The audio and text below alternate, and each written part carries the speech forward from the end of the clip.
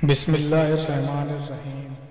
دنیا میں آنسو بہانے والوں کے سب آنسو کو جمع کیا جائے تو پھر بھی وہ ان 5 ہستیوں سے کم ہی ہوں گے۔ یعنی دنیا میں اللہ کے 5 ایسے پیارے گزرے ہیں کہ جو بہت زیادہ روئے ہیں۔ سب سے پہلے حضرت آدم علیہ السلام ہیں جو کہ جنت کے فراق اور اللہ کی ناراضگی میں روئے۔ دوسرے حضرت نوح علیہ السلام ہیں جو اپنی امت کے غم میں روئے۔ تیسرے حضرت یحییٰ علیہ السلام خوف خدا میں۔ حضرت فاطمہ زہرا سلام اللہ علیہ فراق رسول اللہ صلی اللہ تعالیٰ علیہ وسلم میں، اور سیدنا حضرت امام زین العابدین واقع کربلا کے بعد اپنے والد گرامی حضرت سیدنا حسین کی پیاس یاد کر کے روتے رہے۔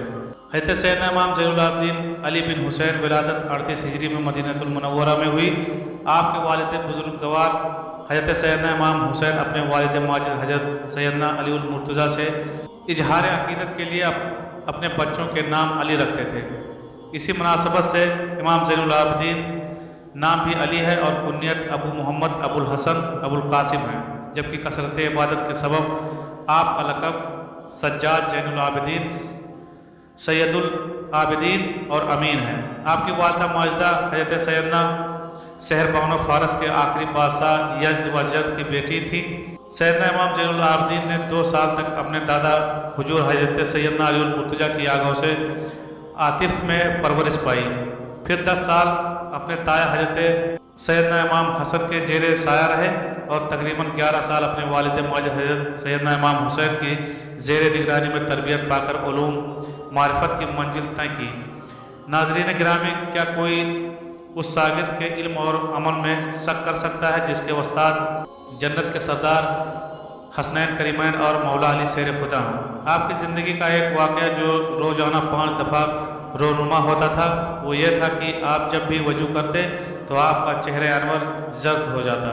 جب کوئی آپ سے پوچھتا تو امام زین العابدین یوں فرماتے، کیا تم نہیں جانتے میں کس کے سامنے کھڑا ہونے جا رہا ہوں؟ تاریخ انسانی کا سب سے پرسوچ واقعہ جس میں سیدنا زین العابدین کربلا میں اپنے والد گرامی اور اصحاب کے ساتھ ہونے والے تمام سانحات کے عینی شاہد بنے۔ مسیت الہی کے سبب آپ پر بیماری کے اثرات چھائے رہے، جس وجہ سے سیدنا امام حسین نے آپ میدان میں جانے سے منع فرمایا، اور یہی سب تھا کہ یزیدی فوجیوں نے آپ کو شہید کی بجائے اسیر بنایا۔ جب اسیران کربلا گورنر ابن زیاد کے دربار میں پیش ہوئے تو سیدنا امام زین العابدین کے خطبے کو سن کر ابن زیاد غصے میں آیا اور اس نے چاہا کہ وہ انہیں بھی شہید کر دے، لیکن حضرت زینب سلام اللہ علیہ نے فرمایا، میرے جیتے جی ایسا نہیں ہو سکتا۔ چنانچہ ایک عورت کے قتل اور بغاوت کے ڈر سے ابن زیاد سیدنا زین العابدین کو شہید کرنے سے باز رہا۔ اسی طرح جب امام زین العابدین خاندان رسالت کی باعصمت خواتین کے ہمراہ دربار یزید میں داخل کیے گئے تو آپ نے اپنے نانا جان کی طرح شیرین زبان میں نہایت فصاحت و بلاغت کے ساتھ خطبہ ارشاد فرمایا، اپنے خاندان کا تعارف کرایا اور نواسے رسول حضرت امام حسین کی عظمت بیان کی تو یزید کے درباری اور حضرت امام حسین کی شہادت سے ناآسانہ افراد دہاڑے مار کر رونے لگے اور ان کی آوازیں بے ساختہ بلند ہونے لگی۔ یہ حال دیکھ کر یزید گھبرا اٹھا کہ کہیں کوئی فتنہ نہ کھڑا ہو جائے۔ اس نے اس کے رد عمل میں فوراً مؤذن کو حکم دیا کہ اذان شروع کر دو تاکہ امام زین العابدین کا خطبہ منقطع ہو جائے۔ اس عظیم سانحہ کے بعد آپ 34 سال حیات رہے، لیکن کبھی بھی کسی بھی لمحے اس سانحہ کو بھول نہ پائے۔ روایات ملتی ہے کہ آپ جب بھی پانی پیتے تو اپنے والد گرامی کو یاد کر کے بہت روتے۔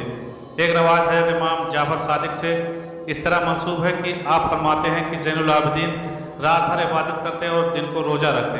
جب افطار کے وقت آپ کو پانی دیا جاتا تو آپ فرماتے کہ میرے بابا اور فرزندان رسول کو پیاسا مارا گیا۔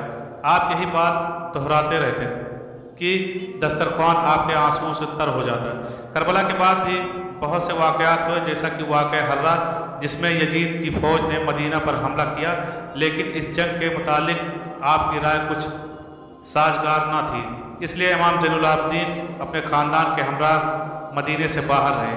اس کے بعد توابین اور مختار سقفی کا قیام پذیر ہوا، لیکن جب بھی انہوں نے امام سجاد زین العابدین سے رابطہ کیا تو آپ نے خیر مقدم نہ کیا۔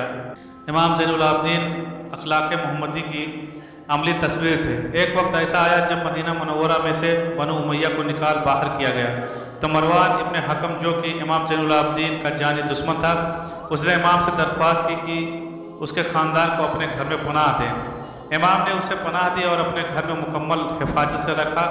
आपने शोरस ख़त्म होने तक अपने बदतरीन दुश्मन की मेहमान नवाजी फरमाई। आप ऐसे मेहमान नवाज थे, बैक वक्त सब घरों की खुफिया किफ़ालत कर रहे थे। ये बात तब जाहिर हुई जब आपने इस दुनिया फानी से पर्दा फरमाया और उन लोगों के घरों में राशन आना बंद हो गया। अल्लामा ज़हरी लिखते हैं कि इमाम ज़ैनुल आबिदीन एक रात में 1000 नवाफिल अदा किया करते थे।